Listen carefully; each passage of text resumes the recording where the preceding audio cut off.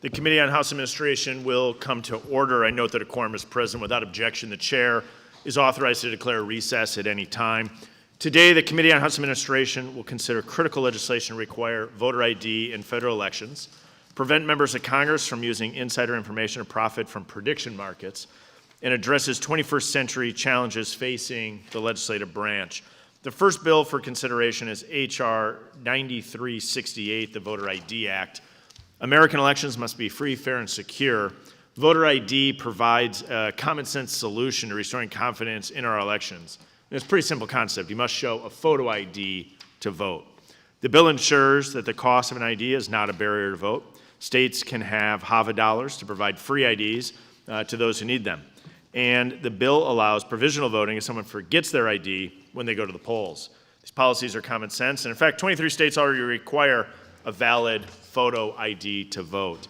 The Voter ID Act establishes a clear standard for federal elections to strengthen voter confidence and restore trust. And I urge my colleagues to support this important piece of legislation. The second bill for consideration is H.R. 9367, the Stop Lawmakers from Predicting Act. No member of Congress should use public office for personal financial gain. Earlier this year, the committee passed the nonpartisan Stop Insider Trading Act to prevent lawmakers from profiting off of insider information. Stop Lawmakers from Predicting Act is the next step in restoring the public's trust. The bill prohibits members of Congress from utilizing prediction markets to wager on public policy, government action, and political outcomes. It also applies to members' spouses and dependent children. Violations will be fined $2,000 and 10% of the transaction, whichever is greater, and any gains realized. Members who leave office before paying the fine can be referred to the United States Department of Justice for enforcement if that is deemed necessary. Lawmakers are elected to serve the American people, not to enrich themselves by wagering on outcomes on the decisions they make. We have a real opportunity to restore trust in Congress by taking necessary steps to eliminate even the appearance of impropriety. I strongly encourage my colleagues to support the Stop Lawmakers from Predicting Act. We'll also be considering three bills to address challenges facing the legislative branch. First, we'll consider H.R. 9342, the GPO Modernization Act, sponsored by our colleague, Representative Stephanie Bice. The bill will update current law so the government publishing office can better serve Congress and the public in the digital age. We'll then move on and consider H.R. 9360, the Advisory Committee on Records of Congress Sunset Act, offered by our colleague, Representative Mary Miller of Illinois. The bill eliminates an outdated advisory committee and replaces it with a simpler process for reviewing congressional records. Last, we'll consider H.R. 3334, the USCP Empowerment Act of 2025, offered by Representative Eli Crane of Arizona. This bill gives the United States Capitol Police the authority they need to respond to unauthorized drones that threaten Capitol security. I thank my colleagues for being here, and I look forward to our discussion today. I yield back. I'll now recognize the ranking member, Ms. Morelli, for 5 minutes, who drove through the night down from Rochester to join us today, for 5 minutes for the purpose of offering an opening statement. Thank you very much, Mr. Chairman. I have finally figured out how to avoid the traffic to Washington, so I, however, don't advise it. But thank you to you and to all my colleagues here to mark up the 5 bills which you've referenced, some of which I think we support and some which we do not. Several bills we'll consider have clear roots in legislation this committee previously considered doomed legislation that has been blocked either by the Speaker or by the Senate. The Voter ID Act, for example, is exceedingly familiar. This language is pulled straight from the Save America Act, a bill that was dead on arrival in the Senate. The last 3 times House Republicans unwisely tried to restrict the voting rights of American citizens. The Stop Lawmakers from Predicting Act, like the Stop Insider Trading Act, upon which it is based, is so filled with loopholes it looks more like a sieve than a bill. The Senate was able to unanimously block senators and staff from trading on prediction markets in one day. Why won't the House do the same thing? We'll also consider a handful of bills related to the legislative branch, and I want to take this opportunity to reiterate how important it is that we build legislative branch capacity. That means allocating Congress and its support agencies more than the 0.4% of all federal discretionary spending. It also means improving the operations and modernizing the authorities of our legislative branch partners. For the most part, these bills streamline agency operations, eliminate obsolete programs, and provide our partners with the updated authorities they need to protect the Capitol and strengthen the legislative process. So I look forward to discussing each bill in greater detail as they come up for consideration. And again, want to thank you and want to yield back. The gentleman yields back. We now call up H.R. 9368, the Voter ID Act. The clerk will please report the bill. H.R. 9368. Without objection, the first reading of the bill is dispensed with. Also without objection, the bill should be considered as read and open to amendment at any point. I have an amendment in the nature of a substitute at the desk. The clerk will please report the amendment. Amendment Without objection, the amendment in the nature of a substitute is considered as read and will serve as base text for the purpose of further amendment. I now recognize myself to speak on the bill. The Voter ID Act will strengthen election integrity. Election integrity shouldn't be partisan. I think it's actually really common sense reform. Across the country, we all know you got to show a photo ID to get on an airplane, to open a bank account, to buy a six-pack of beer. These are absolutely common sense reforms. When I go home, people in Wisconsin have a tough time understanding how anybody opposes photo identification being required to vote.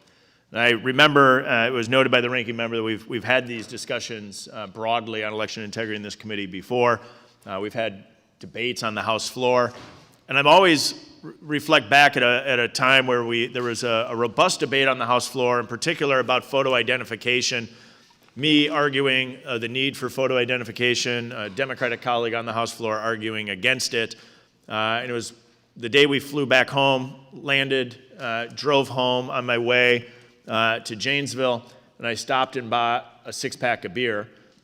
Pulled over, went in, clerk recognized me. Clerk said, "Hello, Brian, how you doing?" I said, "Great, good to see you." Set my six-pack of beer on the counter. And she said, "Brian, I need to see your ID."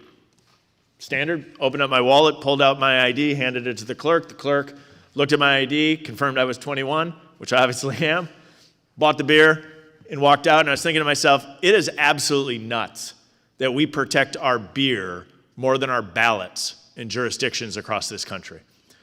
The Photo ID Act before us, the Voter ID Act, will really remedy this. It's simple. If you want to vote in a federal election, you need to show photo ID. The Voter ID Act lists 5 eligible types of IDs. 1, probably the most common, a driver's license. 2, a state-issued ID provided by the state motor vehicle authority with a photo and an expiration date. 3, obviously you could use a United States passport if you'd like. 4, a valid military photo ID, or 5, a tribal ID with a photo of the individual and an expiration date. The bill allows provisional voting if someone forgets their ID when they go to vote. Common sense. It also allows states that provide photo IDs. It also allows states that provide photo IDs at no cost to those who cannot afford one to access HAVA dollars to pay for that expense. Asking a voter to show their ID is a simple way to verify voter identity and eligibility. It's common sense, and I urge my colleagues on both sides of the aisle to vote in favor of this bill. I yield back. Does any other member seek recognition for amendment or debate? The ranking member, Mr. Morale, is recognized. Yeah, just as it relates to general comments, and then I will have an amendment that I want to offer, but just generally speaking, and thank you, Mr. Chairman, for yielding. I want to correct the record on something because my colleagues across the aisle continue to consistently misrepresent a very important point. Democrats support voter identification. Let me say that again. Democrats support voter identification. And there are many forms of effective voter ID. New York, for example, and I just did this just a few days ago. We require voters to prove their identity. First-time voters must prove identification, either with their voter registration form or when they cast their first ballot. After that, New Yorkers prove their identity through signature matching, and it is pretty extensive.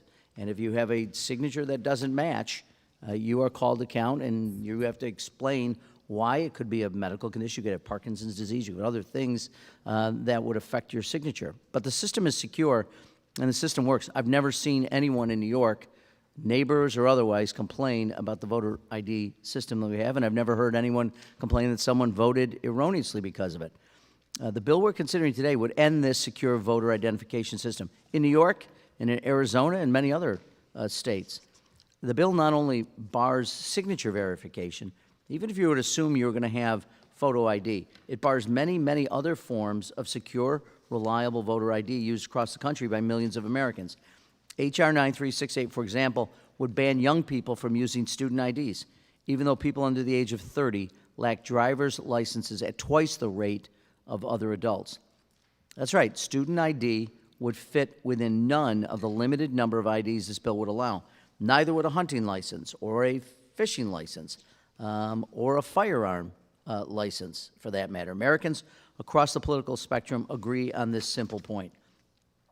After meeting certain minimum accessibility standards, states know best how to ensure a free, fair, and secure election. But this bill isn't meant to secure American elections. It's meant to ensure certain Americans cannot access the ballot easily. Because why, for instance, would H.R. 9368 specifically ban otherwise valid IDs simply for not having an expiration date? It makes no sense. If you have a photo with your name on it, your address, and it matches your voter file, what difference whether that piece of paper expires? I understand it for driver's license to make sure that you continue to take tests, that you continue to be up to the standards necessary to operate a motor vehicle safely. I don't understand what it relates to, why it would relate to voting, unless you know, for instance, that tribal IDs lack, in many cases, expiration dates.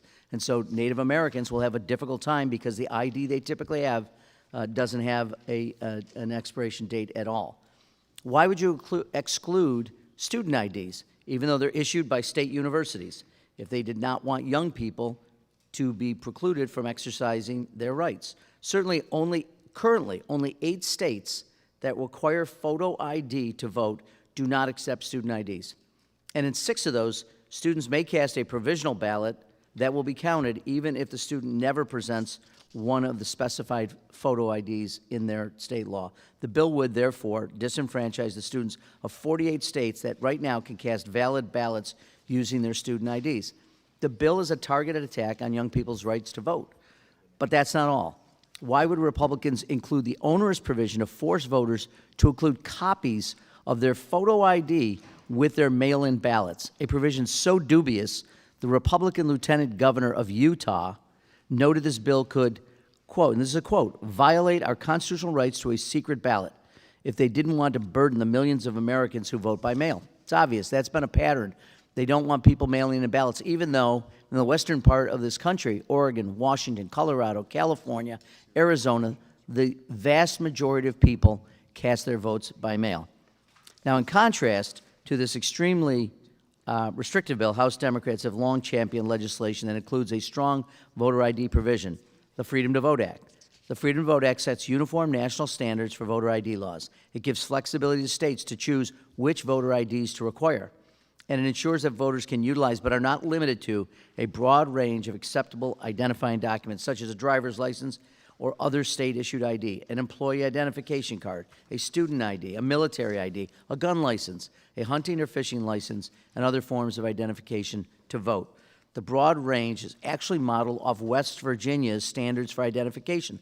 No one accuses West Virginia, to my knowledge, of being a bastion of modern progressive politics.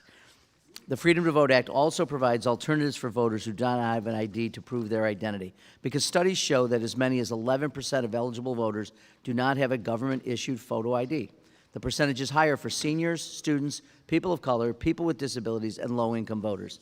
All of these people would be burdened by the bill. So, without serious amendment, I will oppose this bill. I plan to offer such an amendment shortly, and with that, Mr. Chair, I yield back. Thank you. The gentleman yields back. Representative Lee is recognized to strike the last word. Thank you, Mr. Chairman. I appreciate the opportunity to speak in support of the Voter ID Act. Before coming to Congress, I served as Florida's Secretary of State, where I worked closely with election officials around our state who are responsible for administering secure, accessible, and transparent elections. From that experience, I know that confidence and consistency in our elections is essential. Americans deserve to know that our elections are secure, that rules are applied fairly, and that eligible voters can have confidence in the outcome of an election. The Voter ID Act establishes a common sense national standard requiring photo identification in voting for federal elections, while also providing practical accommodations for voters. Eligible voters who forget their ID may still cast a provisional ballot, and the legislation supports states that provide identification at no cost to those who need it. So there is no barrier to Americans in obtaining a reliable, verifiable form of identification for use at the polls. This is not a novel concept. Florida and many other states have successfully implemented voter identification requirements for years. In fact, federal election reform commissions have recommended voter identification requirements as a way to strengthen confidence in the electoral process. Election integrity and voter access are not competing goals. We can and should pursue both. In Florida, we've demonstrated that it's possible to protect access to the ballot while also strengthening confidence in our elections. The Voter ID Act reflects that same balanced approach. I thank Chairman Steil for his leadership and urge my colleagues to support the bill. I yield back. The gentlewoman yields back. Representative Sewell is recognized to strike the last word. I strike the last word, Mr. Chairman. I want to begin by just saying that this is, I think, maybe the 5th time that we've met to talk about a voter ID law or a voting bill this Congress. It seems to me that we have repeatedly had legislative efforts that have come before Congress that suppress the voting rights of American citizens.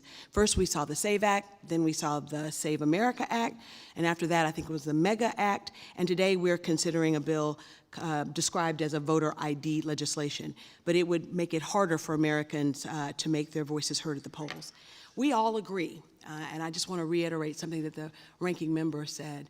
Democrats support voter ID requirements. We understand that you have to prove who you are in order to get a ballot and prove who you are in order to register to vote. I think that's critically important. What we disagree about is the limited number or types of IDs that are required to be shown. You know, Alabama prior to 2010 used to have 9 forms of ID, and now we only have 5 forms of ID. But it used to be that we could be able to show that we prove that we actually live at a residence by showing our lease agreement or our power bill. We used to be able to show a student ID as well as a hunting license. Now it's a hunting license only, not a student ID. I guess what I'm saying is it's important for us as members of Congress to make it easier for Americans to vote, not harder. And in so many ways, this is very personal to me. When Alabama changed its law, my dad, who was a 9-time stroke victim, had a very difficult time actually obtaining a photo ID. Why? Well, it took effort for my mom and his home health provider to get him dressed in the morning, to go down to the courthouse, and to actually sit for a photo ID. In fact, it took hours. The fact of the matter is that my mom and my dad got my dad up, dressed and ready to go, which took about an hour. We then had to wait for a van that folded out so that my dad could be rolled into the van to go and vote. And when they got to the courthouse, there was huge steps, and this courthouse had been grandfathered in before the American Disabilities Act, so it didn't have to have a ramp. So just getting my dad up into the courthouse was a chore. Then when we pressed the button for the elevator, and the elevator opened, the elevator was so small, my dad's wheelchair did not fit in it. Now we're at hour 2 to get my dad a photo ID. And then when they finally got upstairs to go and get the photo ID in the registrar's office, there was a big sign that says, "Gone to lunch." What I'm saying is, it should not be this hard. And what ended up happening is that the Secretary of State knew who I was. My mom called him and said, "Can someone tell me where there's a mobile unit that one can go to get a photo ID?" They actually drove that mobile unit to my parents' house, and he got a photo ID. You should not have to be a member of Congress or know a member of Congress in order to get a photo ID. We should make this very easy. And we're making it harder. That is why I fully support the ranking member's amendment, who he's about to articulate, because it would actually expand the number of types of IDs that one can show in order to prove who they are. You know, prior to Alabama changing its law, my dad used to show a validly issued ID called a Social Security card. Everybody has one. Everybody has one. And it was easy for him to go to vote. But when we changed the law to require a limited type of voter ID and a photo ID in particular, that's when the problem started for my dad and so many who are disabled. And so today, I just really want to speak on behalf of the millions of Americans who don't have a driver's license, who don't have a passport, who may find it very difficult transportation-wise to get to a state-supported ID. We should be making it easier for Americans to vote, not harder. And in so many ways, I feel as if that we're trying to solve a problem that doesn't exist. Voter fraud does not exist in the numbers that require us to be so restrictive. With that, I yield back. The gentlewoman yields back. Does any other member seek recognition for debate? Representative Bice is recognized to strike the last word. Yes, sir. Asked to strike the last word. First of all, I think we can all agree that election security and integrity are vital to our democracy. Americans deserve to know that their election process is secure and those who vote in them are eligible. I was recently in Chile meeting with government officials, and we had a discussion about their voting process. And I asked the question, do you require a voter photo ID to vote? And it was almost as though they were shocked at the question. They said, of course. Even countries in South America are requiring a photo ID, valid photo ID to vote. My colleague from New York, the ranking member, mentioned signature verification. I don't know about you, but I don't sign my name the same way every single time. Sometimes I use a middle initial. Sometimes I only use the first initial of my name. My signature has changed over time, so how in the world can you verify someone's identity with a signature that is not always the same? I want to thank Chairman Steil for working with me to add a provision similar to Oklahoma's election laws to allow for notarization of ballots. In Oklahoma, we passed laws decades ago, actually, to ensure that our elections are safe and secure. Not only are you required to have a notarization of your absentee ballot, but you are required to have a valid photo ID when you go to the polls. And the state of Oklahoma put that in a ballot initiative back in the 90s, and it passed overwhelmingly. We all know that this issue is an 80-20 issue. 80% of Americans want there to be some sort of voter ID. And I don't think it's too much to ask to ensure that it is a valid ID and that it is issued by a government entity. Having a college ID, I think, is not as secure as it should be. So we've said this a number of times in the committee. Oklahoma, I think, is the gold standard for verifying identity for absentee voters. And I think the legislation that's being put forward is thoughtful, reasonable, and Americans want this to pass. So with that, Mr. Chairman, I thank you for your work on this bill, and I yield back the balance of my time. The gentlewoman yields back. The gentlewoman from Texas, Representative Johnson, is recognized to strike the last word. Thank you, Mr. Chairman. I strike the last word. You know, I just kind of want to weigh in on this conversation. I think Texas is a state that requires showing a photo ID. And again, I want to echo the comments of my colleagues. This is not about whether or not you have to show a photo ID. This is about the scope of what constitutes a valid ID. And I want to focus on, because there are so many state agencies, not just DPS, but other schools, universities, the University of Texas, Texas A&M, and Ms. Bice, my son went to Oklahoma State. You know, I had to prove for him his birth certificate, all of his things, to get that Oklahoma State ID. The fact that we are not allowing photo IDs issued by any state agency or state entity is ridiculous. Why are you limiting it to just driver's license? Would the gentlelady yield? Not yet. I want to finish my soliloquy on this because, you know, the thing is that it's ridiculous. We're trying to suppress the student vote. And we're trying to keep young people, in particular, from voting. There are 130,000 students in Dallas, Texas that go to Dallas College. There's 85,000 students that go to Texas A&M. There are 65,000 students that go to the University of Texas.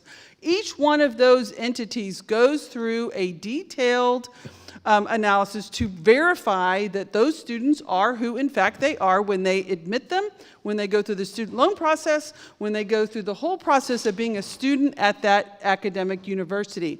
The fact that they cannot use that ID to vote is absolutely insane, makes no sense, and it only is an attempt to minimize the student vote. Full stop. And so this is not about integrity, this is not about security, because if it were, we would have a very broad, expansive list of things that constitute a valid ID, in particular, any ID issued by any state agency. Why? I don't understand why we can't have that be the thing. In Texas, we have hunting licenses, just as my colleague mentioned. You have to go through all of these efforts to prove who you are, to obtain that photo identification. And it is a valid form of ID. In Texas, Republicans have determined that, you know what, in Texas, that's good enough. And so there should be, we need to have an expansive list. And I would hope that this committee could really strongly consider expanding the list of valid IDs to any ID issued by any state agency. Because obviously the state is charged with verifying who those people are and making sure that those IDs match that identity, and they should be allowed to do that. And now I yield. Thank you for yielding. First of all, it's exciting to hear that your son is a student at Oklahoma State University. He's a proud graduate now, and I'm very happy about that. Thank you. I have two of those. I appreciate that. But my question to you is this. You talk about these state entities, but not every university is a state entity. The University of Tulsa is not a state entity. There are quite a few higher ed institutions in Texas, Southern Methodist, TCU, and others that are not state entities. So it seems to me that you're excluding provisions that would allow for some, but not all, No, to be I would included. welcome that any student ID is valid, that any of these universities, because they have to go through the same process. The University of Tulsa goes through the same thing. You still have to be a student there, have to show your birth certificate, have to show all of those things to qualify for admittance there. So I would argue that any college university would be acceptable. But at a minimum, you should allow it from any state university, because wouldn't you think that the state of Oklahoma, that Oklahoma State University is quite competent to verify the identity of its students? What if I told you that the staffer sitting behind me shared with me that when he went to his university to get a student ID, he was given the wrong ID?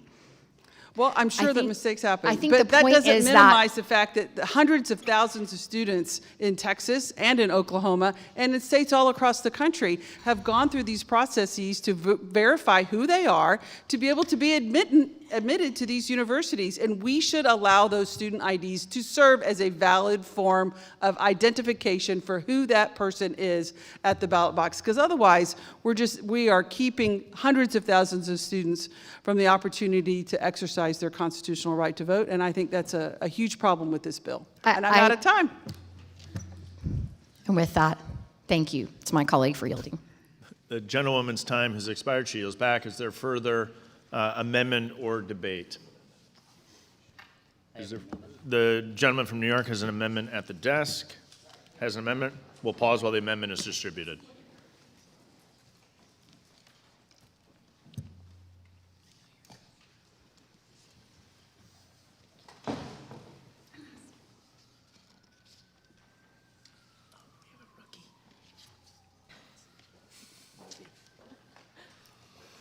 Thank you.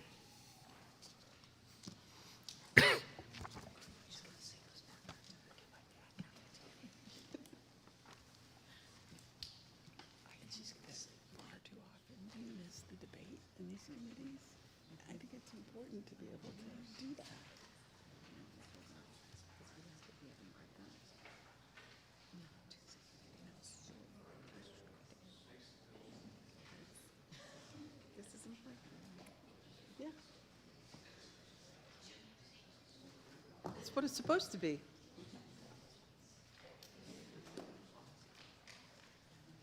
And go Pokes.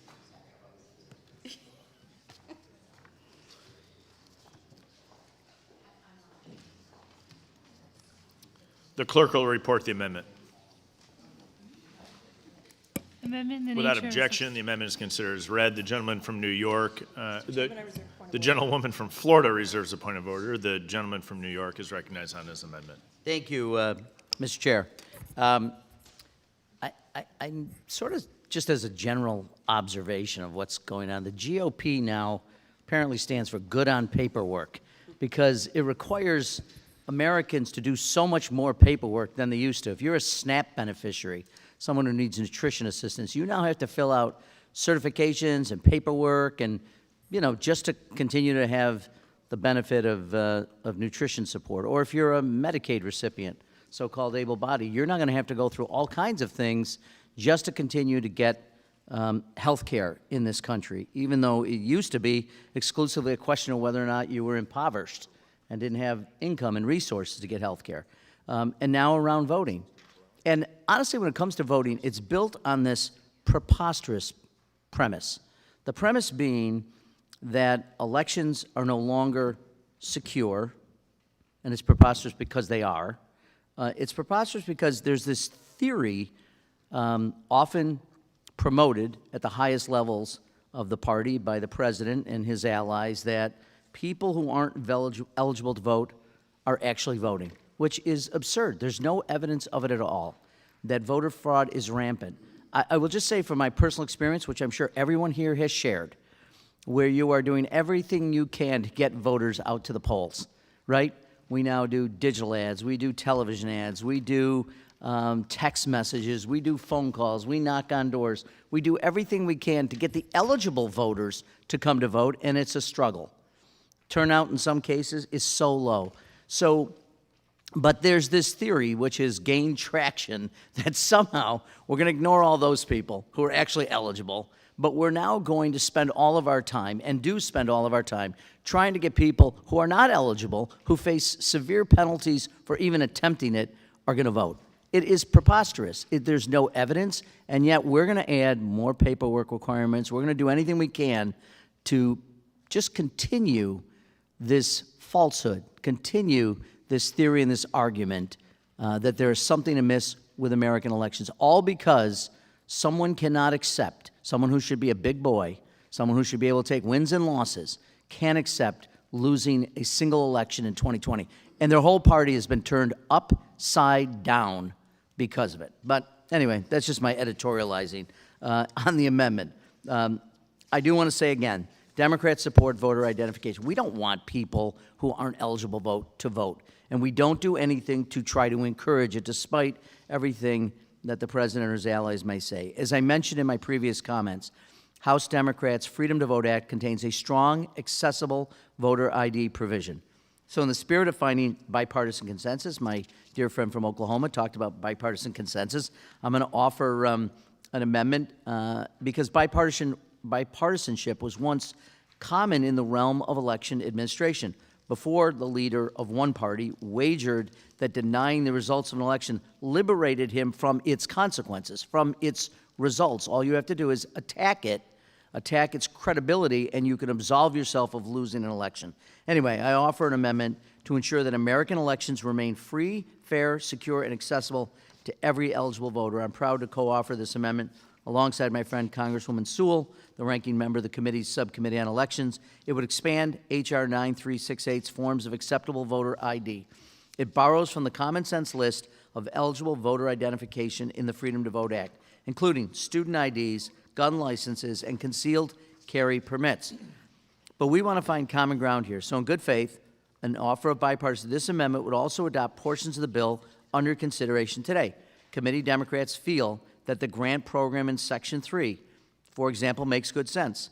Our amendment would retain this Republican provision, and to ensure that the bill is as effective as possible, our amendment would provide funding to ensure these grants sufficiently serve the eligible American voters most in need. So I encourage my colleagues, both Democrat and Republican, to support this reasonable approach to voter ID. Americans want us to compromise. They want us to protect voting rights. They want us to secure American elections, including from those in power who would weaponize government power against their political opponents. So with this amendment, we'll do all the above, and I urge its adoption. And with that, I yield back. Thank you. The gentleman yields back. Is there further debate on the amendment? Representative Miller from Illinois is recognized. Okay, thank you. I'd just like to respond to the accusations from the Democrats today that that we want to suppress access to vote. Okay, it's so ridiculous. I'm triggered. We can look at the votes. 100% the Democrats do not support Save America. They don't support MEGA. And the reason we want to use a voter ID with a photo is because of the fraud that's going on in our country. And it's in blue states in particularly. It's SNAP, it's child care facilities, it's Medicare, and even just the Government Accountability Office has estimated the fraud to be up to $500 billion. Now, are you telling me these same people are going to have so much integrity when it comes to voting? They are not. That's why we want voter ID. That's why the American people want voter ID. And you cannot use a student ID to go sign up for SNAP. There's a reason for that. Well, there is excessive fraud in our country. Would the gentlelady yield? Including election fraud. And it's interesting that two of my friends in Illinois with the DOJ have sued Illinois over just cleaning up their voter rolls. There's an estimated up to 800,000 ineligible voters on the voter rolls in Illinois because they support election fraud. That's what that is doing. When you do not clean up voter rolls, you're supporting election fraud. And guess what? The state of Illinois decided to settle because they know they don't have a case. We want election integrity, voter IDs. Quit gaslighting us. It's the Democrats that do not support voter ID. And with that, I yield. The gentleman yields. Is there further debate? Representative Sewell is recognized to strike the last word on the amendment. Thank you, Mr. Chairman. I want to wholeheartedly support the amendment of the ranking member. Democrats support voter ID. I'm going to say it again. Democrats support voter ID. We all agree that it's important for voters to verify who they are in the registration process as well as the voting process. However, imposing a strict national photo ID requirement that only accepts 5 forms of ID risks disenfranchising millions of voters. Some may be surprised to know just how many voters do not have driver's license, state-issued ID, passports, military ID, or tribal ID. A report of the University of Maryland Center for Democracy and Civic Engagement estimates that a restrictive voter ID law like this one would suppress the voting rights of over 30 million Americans. I said how personal this was with my dad. You know, my dad was highly motivated to go to the polls and get his voter ID because he had to vote for his daughter on the ballot. It should not have taken an act of the Secretary of State to get him a photo ID. We have to think about the fact that we are adding more restrictive voter laws by limiting the types of ID that we have. A federal law that only permits 5 forms of ID for voting is simply too restrictive. Even the state of Texas, as our colleague said, has a very restrictive voter ID, but it allows 7 forms of ID.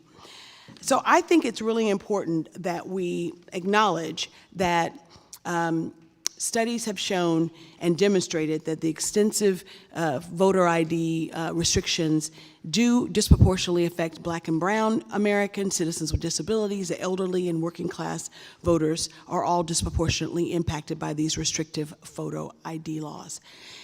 State governments throughout the country, including my own state of Alabama, have already redrawn district maps and moved primaries due to the Calais case decision by the Supreme Court. Pairing that extreme effort with this voter suppression bill further erodes the election integrity that we all cherish as lawmakers, or should. The ranking member's amendment will provide and create an extensive list of documents that a person can use to verify their ID, like a valid lease, a mortgage document, a bank statement, a utility bill, a health ID, a health insurance card, an ID card issued by the Supplemental Nutrition Program, and the list goes on. When it comes to legislating, reality should be our start point. And that starting point has to start with the fact, the simple truth, that rampant voter fraud is a myth. It does not exist. This legislation is an egregious attempt to solve a problem that is not based on a real problem. It is already illegal to commit voter fraud in federal elections. It is already illegal to commit voter fraud in federal elections. And American citizens, people who are not American citizens, are not allowed to vote, and that also is a crime. The solution to resolve this non-existent problem is not to suppress the vote of millions of Americans. Rather, the solution is to make it easier for folks to access the ballot box. With that, I want to yield back my balance of my time, but I just want to reiterate something that was said here today. It is not as if Democrats are against voter ID or even photo ID. What we're against is having a restrictive list that includes things like a passport. A passport costs $140. The folks in my district, the median income for a family of 4 is $36,000. There are lots of people who cannot afford a passport. There are lots of people who don't have a driver's license. There are lots of people who don't have a military ID, a tribal ID, or any other state-issued ID. We have to think about that. We should be making it easier to vote, not harder to vote. And with that, I want to yield back the balance of my time and ask that all of my colleagues consider voting in favor of this amendment. The gentlewoman yields back. Representative Lee is recognized to strike the last word. So I think it's important for us to note here today, every member on this committee who has spoken has said the words that they support voter ID. But yet only some of the members on the committee actually support the underlying bill that would define that and require it in federal elections. So the key issue is really this. It's how do we define what a voter ID is? And for clarity, I think that it's important we spend a little time there. The amendment that we're discussing right now would include not just a driver's license, not just a state-issued ID, not just a passport, but it would also include things like a valid debit card, or a valid utility bill, or a health insurance card. And so where the disagreement lies in this committee between the Republicans that are here and the Democrats is whether those types of documents are sufficient to verify identity when going to the polls. And so, I think as the chairman started today, we ask ourselves these questions. Will TSA accept my utility bill? Can I buy beer with my health insurance card? Unequivocally, no. And no one in America would suggest to us that it should be so. As for the allegation that in any way the underlying bill we consider here today would be harmful to those who can't afford ID, no, it's right there in the bill. One of the things that we anticipated to ensure that there was not a financial barrier to any American to voting was the establishment of a grant program so that any American who needs a valid state-issued ID but cannot cover the cost of obtaining that ID has a pathway to do so. Here is the reality. Republicans want to ensure that every American has access to the polls, that every American can exercise their right to vote. All we are doing here today is ensuring that there is a baseline, verifiable way to confirm identity for people who come to the polls. It is something that Americans across the country do every day in other aspects of life. and bringing that baseline common sense level of integrity and reliability to the IDs that we use at the polls is not making it difficult to vote. It is creating a system that we can rely on that ensures the reliability, integrity, and consistency of elections across this country. And with that, Mr. Chairman, I yield back. The gentlewoman yields back. Representative Torres is recognized to strike the last word.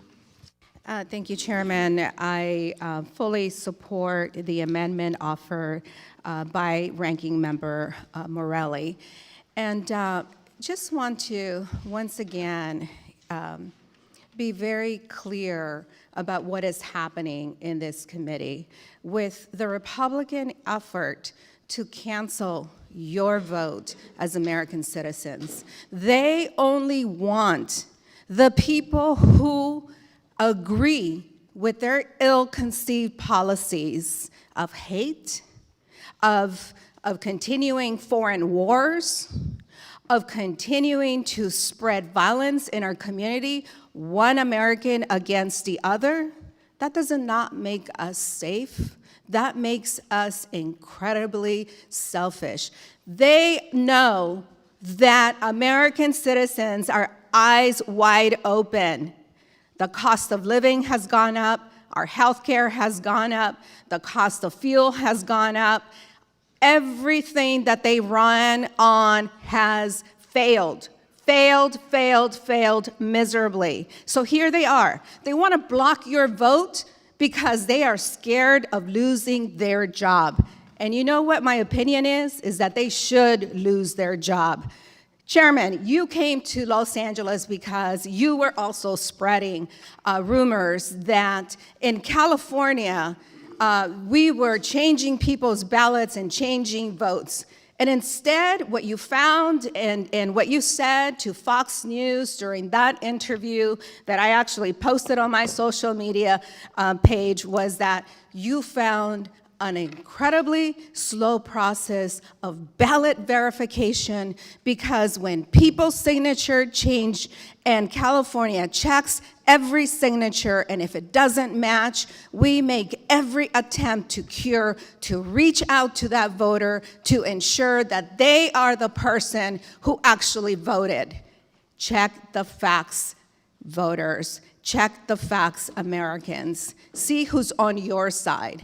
Check their voting record, and every single vote that they have taken since Trump was elected has been to benefit the president and to benefit their billionaire funders, not to benefit the welfare of American citizens. With that, I'm going to yield the rest of my time to the ranking member.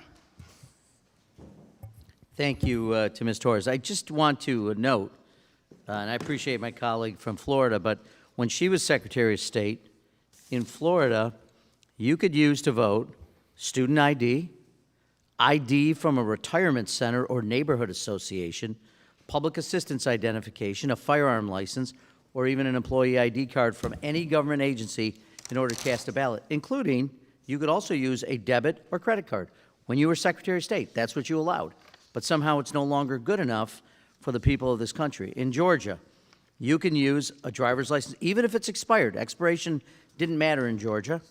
A student ID, or even an employee ID from any government, federal to municipal. Wisconsin allows a student ID. It even allows newly issued driver's license within 45 days, and it doesn't matter about expiration. North Carolina, you can use your driver's license, even if it is expired, a public assistance program ID card, Ms. Miller, a public assistance program ID card, or a student or staff ID from a list of over 7,000 institutions. You know why? Because in all these states, at the very least, they recognize what we're trying to just simply prove is that you are who you are. Not that you have a card that's not expired, not that you, limiting this to the narrowest range of, is clear. What you're intending to do is stop people from voting. There could be no other rationale. These are not states. Again, I wasn't talking about what happens in New York. I wasn't talking about California or all the places where you assume progressives are trying to take elections away. These are from conservative southern states and what they do to allow an expansive view that you ought to have the minimal requirement. You ought to be able to prove who you are, and that's it. Because voting, unlike getting on an airplane, unlike buying alcohol or liquor, those are privileges, and those you have to demonstrate certain degrees of competence or certain degrees of safety. Not to vote. Not to vote. It's an unalienable right, in my view. That's what the founders wanted. Everyone. And by the way, they had an expansive view, even in 1787 when they built this Constitution. Pretty expansive view of who was allowed to vote. Didn't require property rights. It didn't require anything to be able to vote. It did, unfortunately, restrict black Americans and women. We rectified that. But they had a more expansive view than even the Republicans do in 2026. With that, I yield back. The gentlewoman's time has expired. The Representative Loudermilk is recognized to strike the last word. Mr. Chairman, I had not intended to speak, but I have to respond to the inflammatory and divisive words by the gentlewoman from California that Republicans are spreading hate, the Republicans are causing violence. I was on the baseball field on June the 14th of 2017 when a Democrat opened fire on me. No, this is my time. I was at the Capitol face down for 45 minutes when your friends stormed the Capitol and attempted to murder your vice president and attempted to murder Speaker Pelosi. 45 minutes face down because your lies that you spread across America brought those people here. The gentlewoman is not recognized. The gentlewoman is not recognized. The time is the gentleman from Georgia. The gentleman from Georgia is now recognized. The gentlewoman is not recognized. The gentleman from Georgia will continue. Taking cover behind a vehicle fire. 22 January bullets 6th were fired happened and your around wife me. led a tour. The gentlewoman will suspend. All members are reminded to address their remarks to the chair. The gentleman has the time. The gentleman will be given the time to deliver his remarks as the gentlewoman was given her time to deliver her remarks. The gentleman from Georgia is recognized again. Mr. Chairman, I'm just bringing up the point that causing more divisiveness is not the solution here. It was a Democrat that walked on the field and started shooting at me and several of my colleagues who was radicalized by inflammatory and divisive remarks by other Democrats. I think this is unfair to lay this on the backs of Republicans, and that was my point. I yield back. The gentleman yields back. Is there further debate on the amendment? Representative Miller is recognized to strike the last word. Yes, and I want to remind the Democrats that when non-citizens vote, it is canceling the votes of American citizens. We want voter IDs for one reason. We want only eligible American citizens to be able to vote. I want to remind everybody that the Democrats deliberately opened the border. They advertised and facilitated the invasion of our country for one reason and one reason only, and it is to replace American citizens at the polls. Because you want to hang on to your power, and you have terrible ideas. The American citizens do not support your terrible ideas, and you have brought these people in to replace American citizens. We want voter ID because we want only eligible American citizens to vote. Otherwise, you are canceling the votes of American citizens, and with that, I yield back. The gentlewoman yields back. Is there further debate on the amendment? I recognize myself to strike the last word. A lot has been said. I apologize to one of our colleagues who was just commenting about. The apology is to our colleague from Georgia who has spoken over while he was discussing a member of Congress being shot and almost passing away on a baseball field. I think when a member speaks, the member's time should be recognized, and that will be enforced in this committee. As it relates to the underlying bill, I think it's really important that we have photo identification. I think the gentleman's comments, the ranking member, that there's a series of different standards across this nation actually is reason to support the underlying measure, that we standardize the approach, as we did in other areas of federal law. It was noted, if you want to board an airplane, there's a pretty tight list of forms of ID that qualify. I think there's lots of reasons why this amendment doesn't reach to the standard of to make sure that an individual is who they say they are. For example, I think if you come in with a utility bill, I think it'd be pretty easy to bring that bill and claim that you are somebody who you are not. I think the photo identification piece is really important. So obviously, unless a utility bill in a state that I'm unaware of has a photo associated with it, it doesn't, of course, in the state of Wisconsin, that would be unacceptable because I think you need to show a form of photo ID. Handful of things were discussed. I just want to try to see if I can hit all of these in my time remaining. One is the funding aspect. It is correct. A passport costs money. All the more reason to make sure that we have the free option available. State of Wisconsin, my home state, has a free option available. We, in fact, put in place grant programs to allow for that. I think states need to do a better job about making sure individuals in their state have a valid state ID. I think it's really important for a host of things beyond just voting. It was discussed. I learned this in real time, how Alabama has a mobile unit that will go to different locations. Clever idea. I think states should be encouraged to make sure that we're getting individuals access to photo IDs when they need it. The underlying core goal here is to root out fraud writ large. We're discussing why you need identification to get SNAP benefits or other things. The whole idea here is to make sure that we're helping the people who need assistance on our welfare programs, but we don't allow people to come in and abuse the system. It was also discussed now, 2.5 years ago, 2 days after the 2024 election, I did go to LA to Central Count.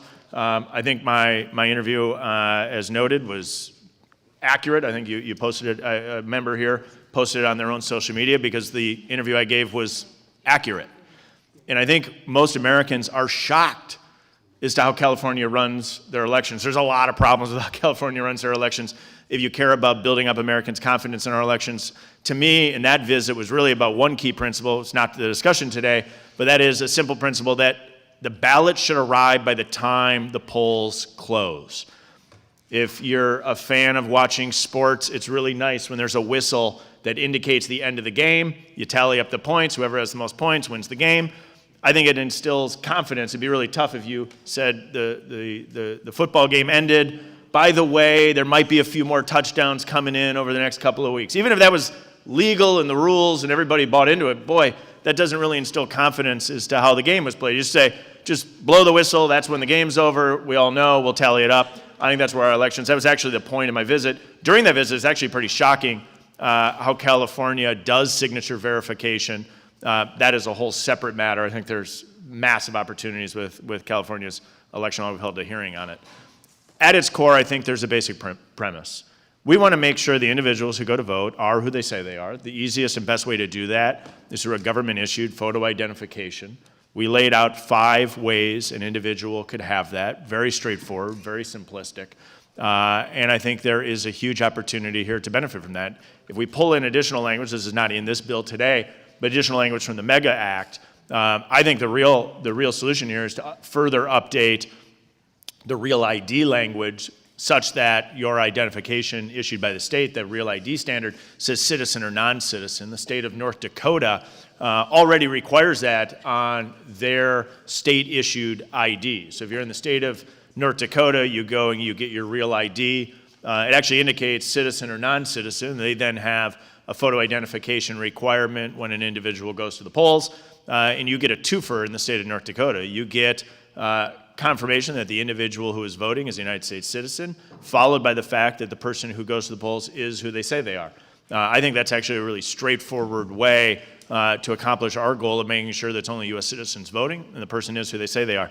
Because of the underlying principles here, I am unable to support the ranking member's amendment. I think it actually guts out key provisions of the underlying bill. I encourage my colleagues to vote against the underlying amendment. I yield back. Is there further amendment or debate? Seeing none, does the gentlewoman from Florida insist on her point of order? I'll withdraw the point of order. The point of order is withdrawn. The question now occurs on the amendment offered by the gentleman from New York, Mr. Morelli. All those in favor of the amendment shall signify by saying aye. Aye. All those opposed, no. No. In the opinion of the chairs, the noes have it. I would like to ask for a recorded A recorded vote is requested. The clerk will call the roll. Chairman Steil? No. Chairman Steil votes no. Ms. Lee? No. Ms. Lee votes no. Mr. Loudermilk? No. Mr. Loudermilk votes no. Mr. Griffith? Mr. Griffith votes no. Dr. Murphy? Dr. Murphy votes no. Mrs. Bice? Mrs. Bice votes no. Mr. Carey? Mr. Carey votes no. Mrs. Miller? Mrs. Miller votes no. Mr. Morelli? Aye. Mr. Morelli votes aye. Ms. Sewell? Aye. Ms. Sewell votes aye. Mrs. Torres? Mrs. Torres votes aye. Ms. Johnson? Ms. Johnson votes aye. Have all members voted? Does any member wish to change their vote? The clerk will report the tally. Mr. Chairman, the vote is 4 noes and 4 noes, 8 noes, and 4 yeses. 8 noes and 4 yeses. The amendment fails.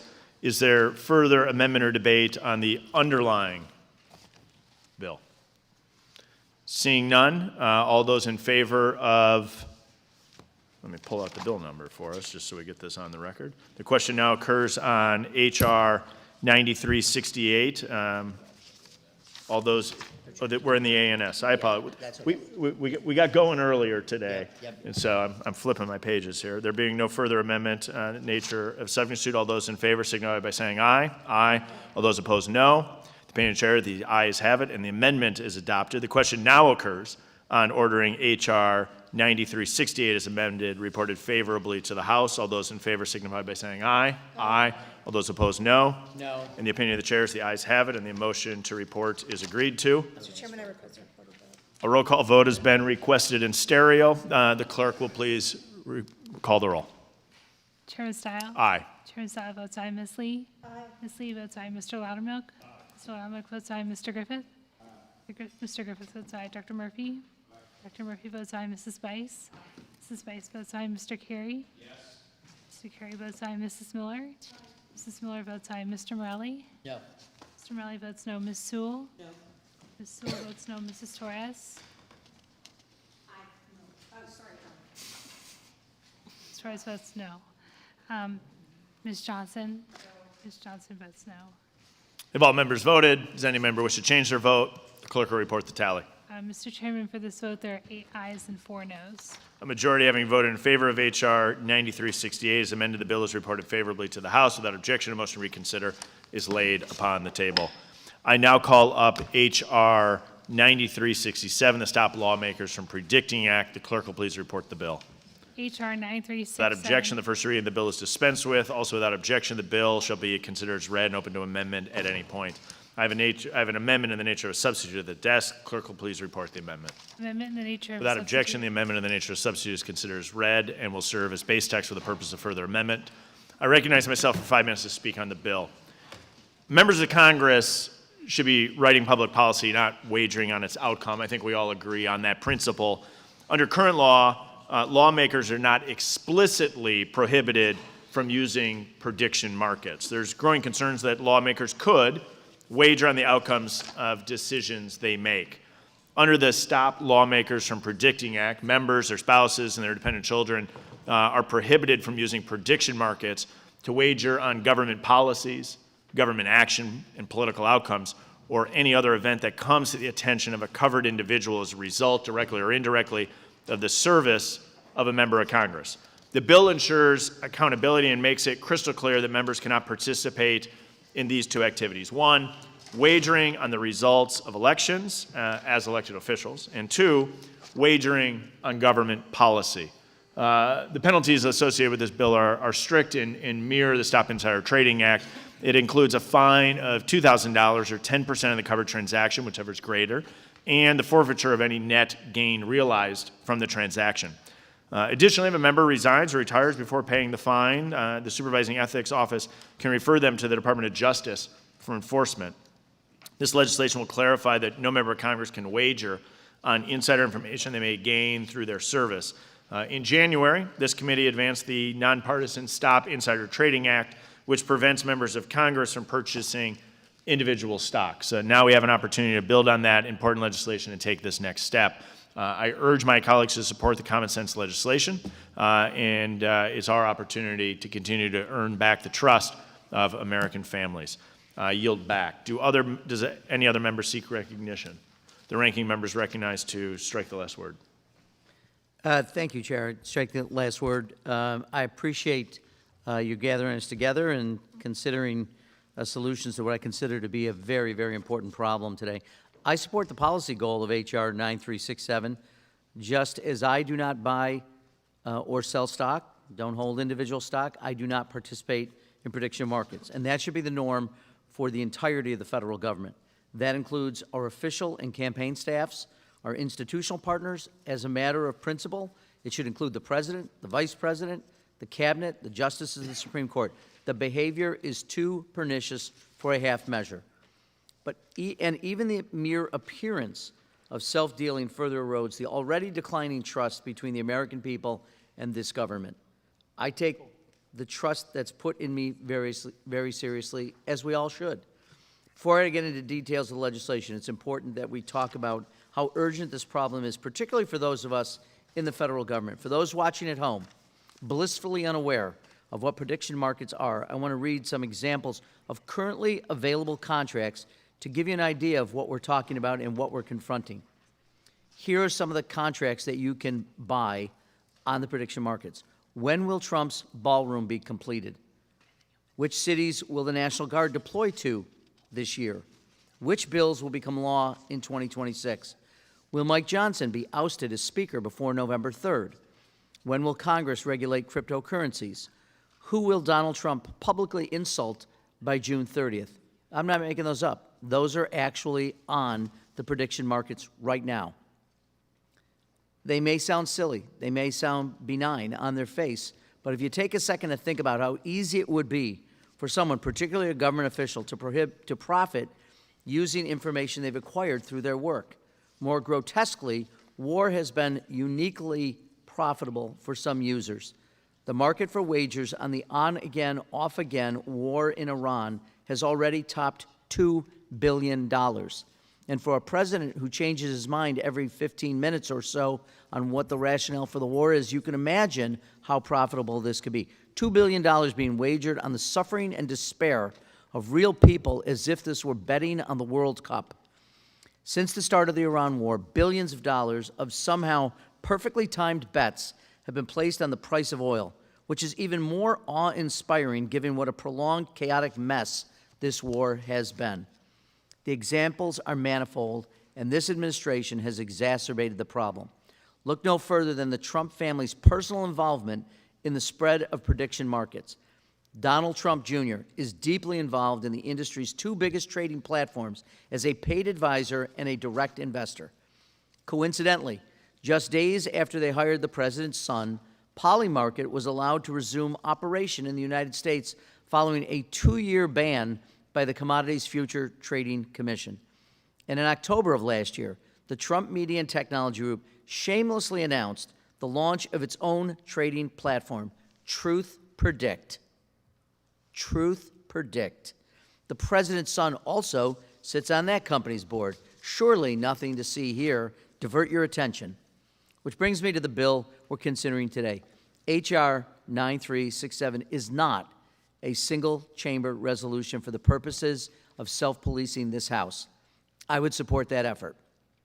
In fact, there are 2 resolutions currently filed with the House that would prohibit us, our staffs, and House officers from participating in prediction markets.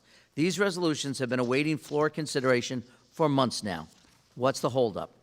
We can clean up our own house, and we can do it today by unanimous consent. It shouldn't be hard. The Senate unanimously agreed to amend its rules to immediately and explicitly prohibit senators and their staffs from participating in prediction markets. It was effective immediately. A total ban on participation. No loopholes, no allowable types of any contracts. Instead of this simple approach, the bill we consider today is attempting to change federal law, but only for the House and Senate. The Senate is certainly not going to pass a bill that is a weaker version of what they already have done by rule. Further, H.R. 9367 takes effect after 180 days. I would prefer to see an immediate ban today. The Senate did it in a matter of minutes. No 6-month grace period, no procedurally laborious process. They just went to the floor with a 2-page resolution and banned it all, unanimously. We should do the same. I believe this bill, like the Stop Insider Trading Act, is meant to blunt the momentum on real reform. We could solve this problem today The bill won't do it.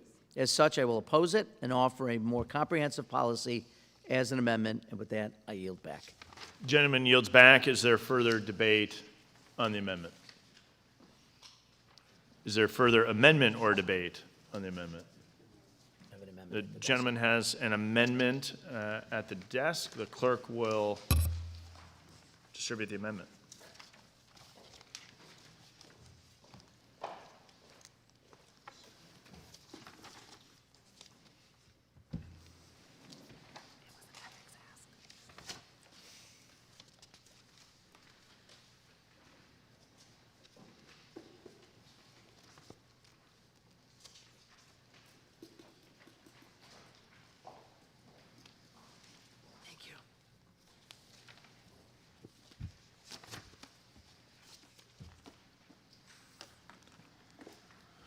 The clerk will report the amendment. Amendment. Without objection, the amendment is considered as read. Mr. Chairman, I reserve a point of order. Gentleman from Florida reserves a point of order. The gentleman from New York is recognized on his amendment. Thank you, Mr. Chairman. This amendment is a comprehensive and immediate ban on congressional participation in prediction markets. The problem with H.R. 9367 is the bill falls too short, and this problem is far too serious to ignore. My objection shouldn't come as a surprise. When this committee considered the Stop Insider Trading Act, I raised related concerns with the shortcomings of that bill as well. The universe of prohibited investment vehicles is far too narrow, and the universe of covered individuals is far too small. The Stop Insider Trading Act still allows members to freely buy and sell privately traded company stocks. In fact, just days before we considered the bill, the chair of the Republican conference purchased hundreds of thousands of dollars in XAI stock, at a time a privately traded company, days before the Pentagon announced the integration of XAI into its military systems. Then just 2 weeks ago, AI's parent company, SpaceX, went public with the largest IPO in history. Notably, this transaction would have been wholly permitted by the Stop Insider Trading Act. Another provision of that bill even allows family members to make straw purchases of stock on behalf of members with zero restrictions. I raise these concerns again because congressional participation in prediction markets like member stock trading is too urgent an issue for half measures. It is too damaging to the fundamental idea of our republic and our democratic institutions. So I'm proposing a solution. While H.R. 9367 bans only certain contracts for certain people, my amendment is a total congressional ban on participation in prediction markets. It covers members, senators, their immediate families, our staffs, candidates for federal office and their staffs, and the officers of the House and Senate. While H.R. 9367 takes 6 months to take effect, my amendment is effective immediately. It contains no loopholes, no nebulous definitions, or half-year grace periods. It is effective, simple, and immediate, instantaneous. If anything, my amendment doesn't go far enough, extending into the executive and judicial branches of the federal government, but that's only because we are at the jurisdictional mercy of the rules of the House. The longer we wait to confront this problem, this head-on, is more foundation of our government crumbles. It's already on shaky ground. Billions of dollars of dark money are poisoning our elections. The right to vote is under unyielding assault from Congress, state legislatures, and the Supreme Court. And no-bid government contracts are being handed out like they're pocket constitutions. The American people are sick of it, and it's hard to blame them. This amendment sends a message that not only are we going to clean up our own house, but we take the trust that's put in us by our constituents seriously, that we use the immense power of our offices to advocate for their best interests, not to self-enrich. We can prove that today, right now, by adopting this amendment. For the good of Congress, for the good of the country, I urge the committee to support this amendment, and I yield back. The gentleman yields back. Is there further debate on the amendment? I recognize myself to strike the last word. Appreciate my colleague's intention with his amendment. A couple things to cover maybe on this. One is, I think it's important for the American people to know that there are a lot of rules and restrictions on anyone engaged in insider trading on these prediction markets. And so it would be illegal, of course, under the CFTC or the SEC, who would have enforcement jurisdiction. for an individual to engage in types of insider trading on these platforms. It's a question then that becomes of how do you enforce that? How do we make sure that this is explicit? And what areas should we prevent? My colleague's amendment broadens the types of transactions that are covered. But if we step back and think about the fact that this underlying bill applies to members, spouses, and dependent children, one can envision a really simplistic scenario, I think, where no ill intent would be intended, but would be a violation then of federal law. So let me run through this scenario. Say an individual has a son or daughter who's 18, goes to college. They're at Oklahoma State, University of Wisconsin, or somewhere else, and they get excited during the NCAA tournament. They turn on their phone and they make an otherwise legal bet or a prediction, because this wouldn't impact gambling through, say, like a DraftKings, but it would impact prediction markets, say, through Kalshi or Polymarket. And they go on and make an otherwise legal prediction on the outcome of the NCAA tournament. Maybe they put $10 down, they triple their money, however that plays out.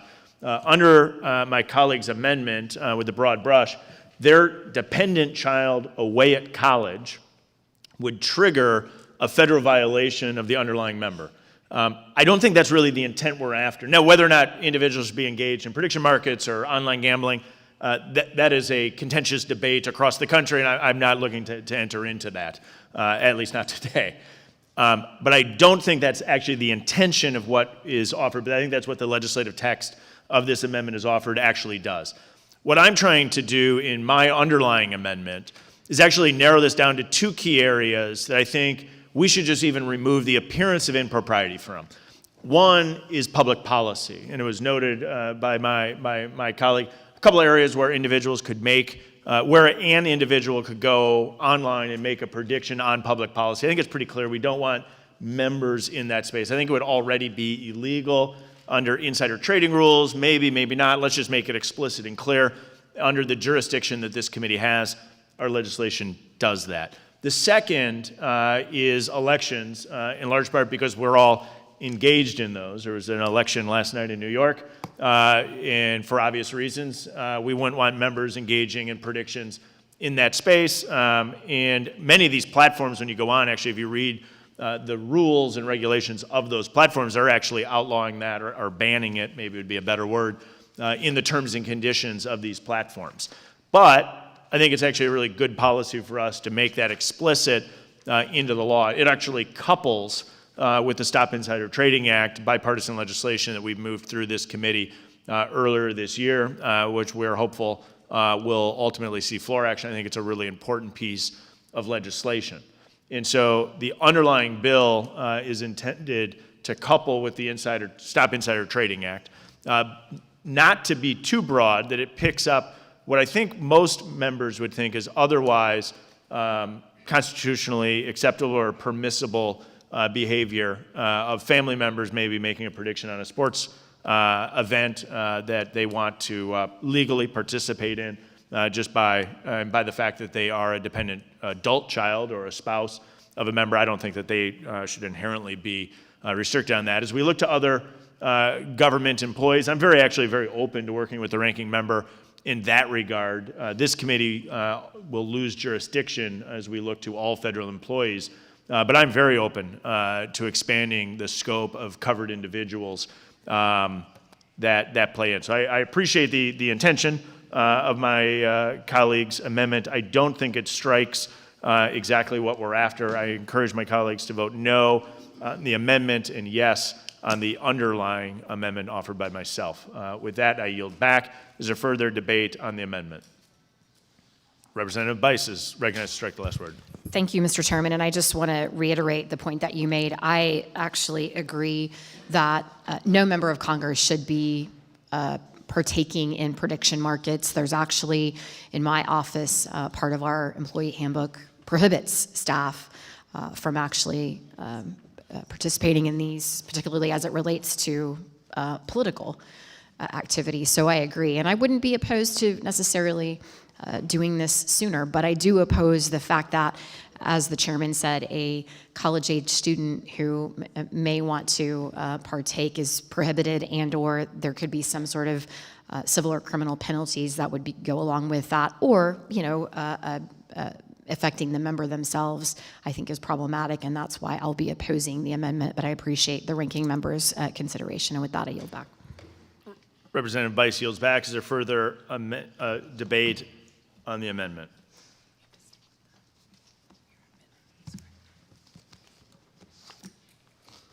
There being no further debate, I'll withdraw my point of the order. gentlewoman removes her point of order. The question is now on the amendment from Mr. Morelli of New York. All those in favor of the amendment shall signify by saying aye. Aye. All those opposed, no.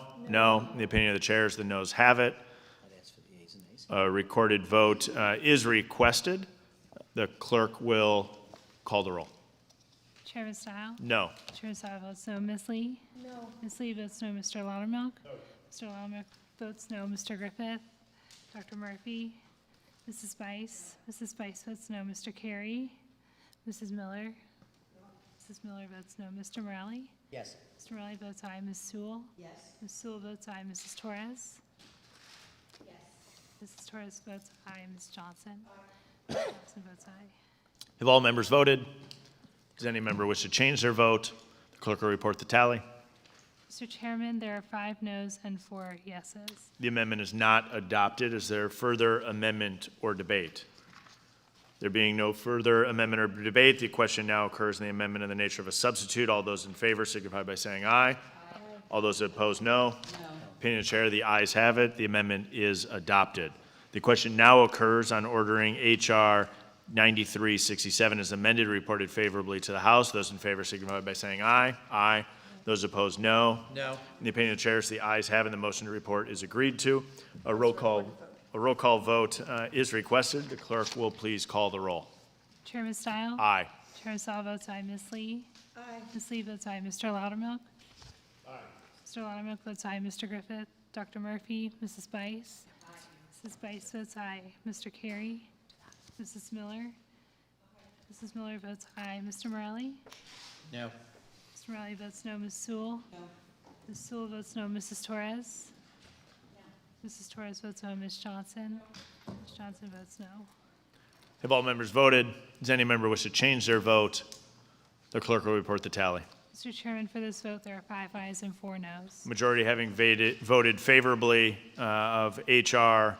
9367 as amended, the bill is reported favorably to the House without objection. A motion to reconsider is laid on the table. I now call up H.R. 9342, the GPO Modernization Act of 2026, introduced by our colleague, Representative Bice from Oklahoma. The clerk will please report the bill. H.R. 9342. Without objection, the first reading of the bill is dispensed with. Also, without objection, the bill should be considered as read and open to amendment at any point. I have an amendment in the nature of a substitute at the desk. The clerk will please report the amendment. Amendment in the nature of a substitute to H.R. Without objection, the amendment in the nature of a substitute is considered as read and will serve as base text for the purpose of further amendment. I now recognize Representative Bice for 5 minutes to speak on her bill. Thank you, Mr. Chairman, and I'm going to try to make this very brief because I know we're pressed for time. Thank you for having this markup today, considering the bill, the GPO Modernization Act of 2026. And I also want to thank GPO Director Halpern and the CHA staff for their hard work. This bill is simple. It gives GPO the desperate statutory updates that the office has asked Congress for years, and it will finally bring the GPO into the 21st century. As an example, it aligns statutory GPO authorities with the current digital-first environment in which they operate. It removes antiquated references to GPO's role in producing inks and glues for federal agencies and reframes the agency's role in providing publishing and other services. It also helps the Federal Deposit Library Program better serve communities with their digital-first needs. Many of the provisions follow findings from the GPO's task force on a digital federal depository library program. There's a lot of other great updates in the bill. I encourage my colleagues to vote yes, and I yield back the balance of my time. The gentlewoman yields back. Is there further amendment or debate? The gentleman from New York is recognized to strike the last word. Thank you, Mr. Chair, and I want to begin by thanking my friend and colleague, Ms. Bice, for the bill, and just make a couple of quick observations, if I might. The Government Publishing Office is a pillar of the legislative branch. Without it, Congress simply could not write laws, issue reports, or conduct virtually any of its constitutional responsibilities. And it provides the public with one of the essentials of democracy, access to authoritative, accurate information. The statutes governing the GPO have seen modest updates over the years, including name change from the original government printing office to the government publishing office, but much of the law still predates the digital era.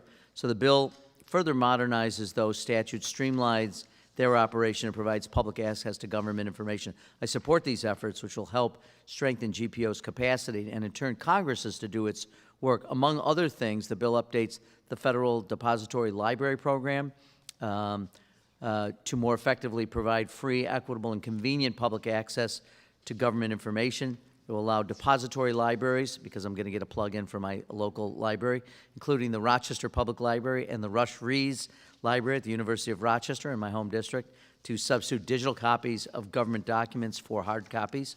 It will free up physical space, therefore, and let libraries without room on their shelves take part in the program and serve the public. It establishes a national collection of U.S. government public information and gives the superintendent of documents the tools to catalog, preserve, and provide that information to the public.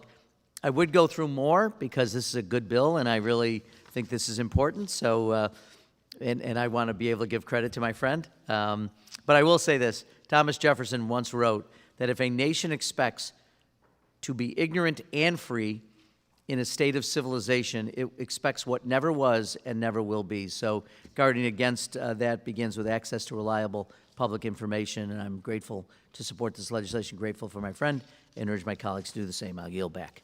Gentleman yields back. Is there further amendment or debate? Seeing none, there being no further amendment and debate, the question now occurs on the amendment in the nature of a substitute. All those in favor signify by saying aye. Aye. All those opposed, no. The opinion of the chair is the ayes have it, and the amendment is adopted. Without objection, we'll hold the vote to report until the end of two more bills. We have a couple colleagues who are wrapping up a little bit of other work. I now call up H.R. 9360, the Advisory Committee on the Records of Congress Sunset Act, introduced by our colleague, Representative Mary Miller of Illinois. The clerk will report the bill.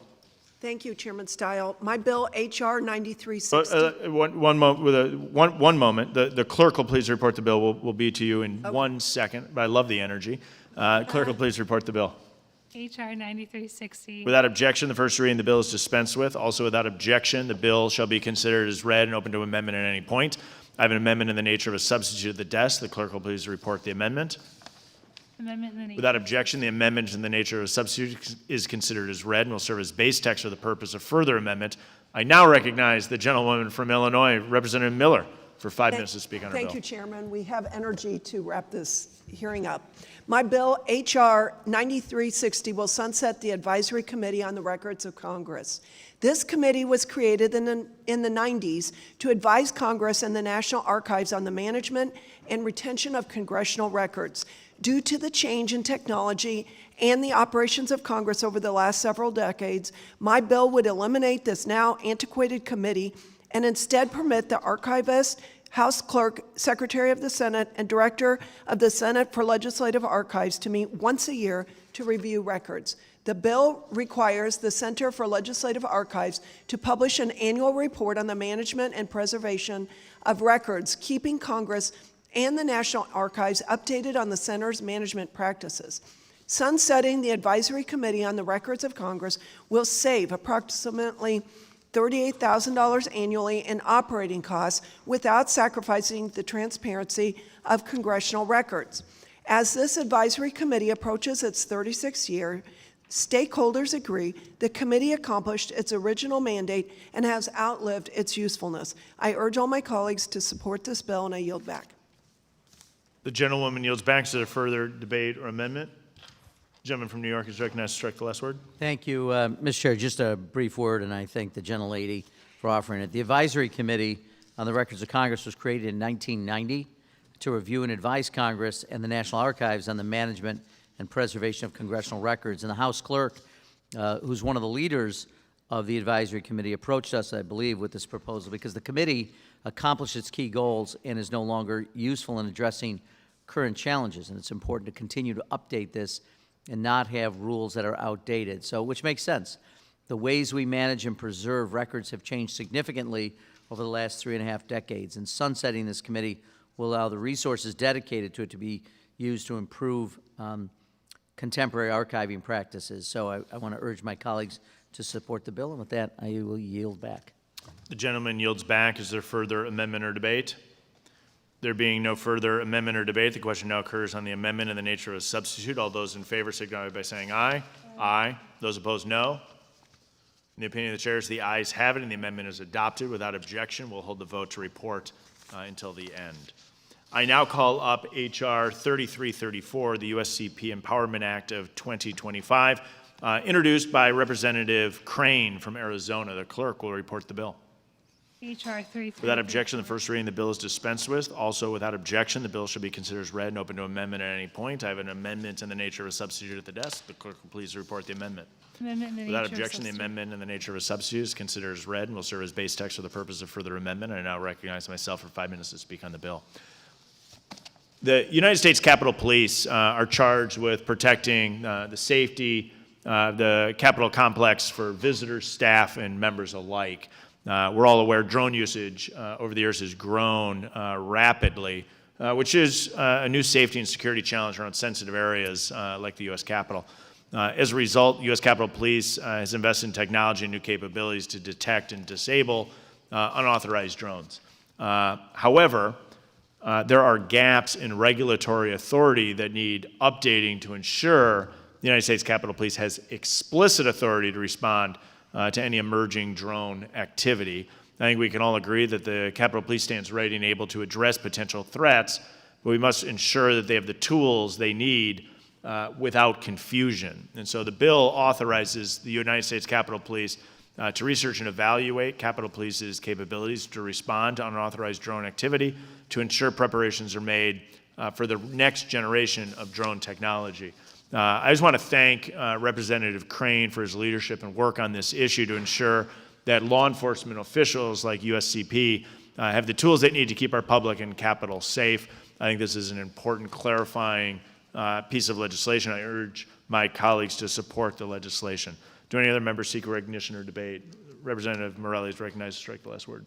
Thank you, Mr. Chair. Striking the last word, it is no secret that threats against the Congress remain extraordinarily high, as the chairman has just indicated. In 2025 alone, Capitol Police Threat Assessment Section investigated nearly 15,000 threats and directions of interest against members, their families, staff, and the Capitol complex, an extraordinary number.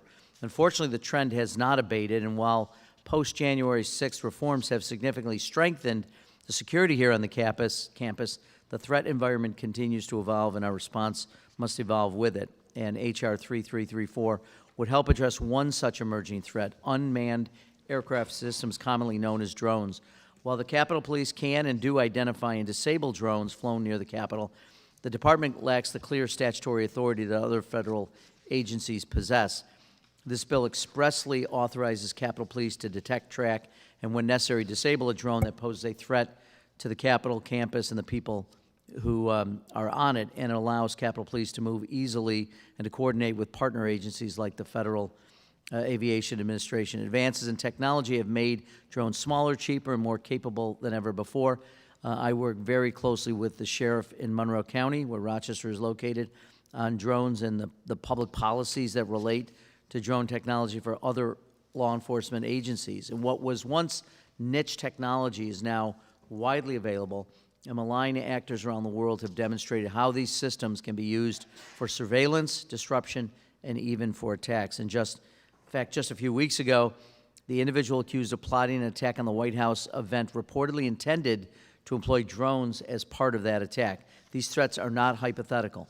The bill is a measured but meaningful step towards empowering the Capitol Police and make sure that they have the tools and authorities necessary to protect the Congress. At the same time, as Capitol Police take on more and more threats against the Congress, the department must stay focused on its core mission: screening at our doors, inspecting vehicles, assessing threats in time to act on them. And new authorities like this one should reinforce that mission, not pull focus from it. I expect Congress will need to continue to adapt as technology continues to change, and I hope the department will continue to work closely with subject matter experts at the Department of Homeland Security, the Department of Defense, the Department of Transportation as it further develops the counter-UAS capability. So I support this legislation, encourage my colleagues to do the same, and appreciate the legislation. With that, I'll yield back. The gentleman yields back.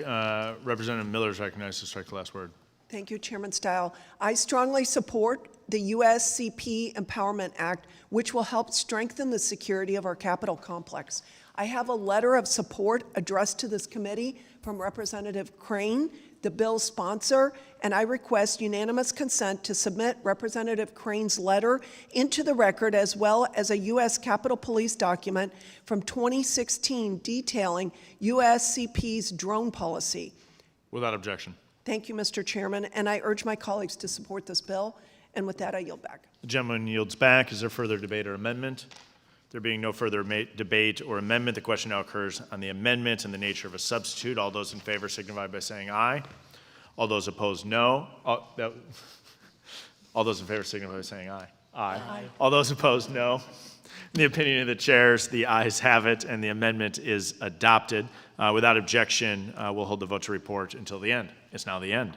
The question now occurs on ordering H.R. 9342 as amended, H.R. 9360 as amended, and H.R. 3334 as amended in block. All those in favor signify by saying aye.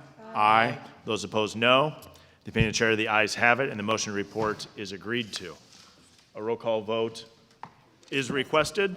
The clerk will please call the roll. Chairman Steil? Aye. Chairman Steil votes aye. Ms. Lee? Aye. Ms. Lee votes aye. Mr. Loudermilk? Mr. Griffith? Dr. Murphy? Aye. Dr. Murphy votes aye. Mrs. Bice? Mrs. Bice votes aye. Mr. Carey? Mrs. Miller? Aye. Mrs. Miller votes aye. Mr. Morelli? Aye. Mr. Morelli votes aye. Ms. Sewell? Mrs. Torres? Mrs. Torres votes aye. Ms. Johnson? Ms. Johnson votes aye. If all members voted, does any member wish to change their vote? The clerk will report the tally. Mr. Chairman, for this vote, there are 8 ayes and 0 noes. A majority having voted in favor of H.R. 9342, 9360, and 3334 as amended, the bills are reported favorably to the House. Without objection, a motion to reconsider is laid on the table. This concludes the order of business for today's markup. Without objection, pursuant to House Rule 9, Clause 2L, committee members can file with the clerk of the committee supplemental, additional, minority, and dissenting views on each of the items marked up today. Also, without objection, the staff is authorized to make necessary technical and conforming changes. If there's no further business, I want to thank the members for their participation. Without objection, the Committee on House Administration stands adjourned.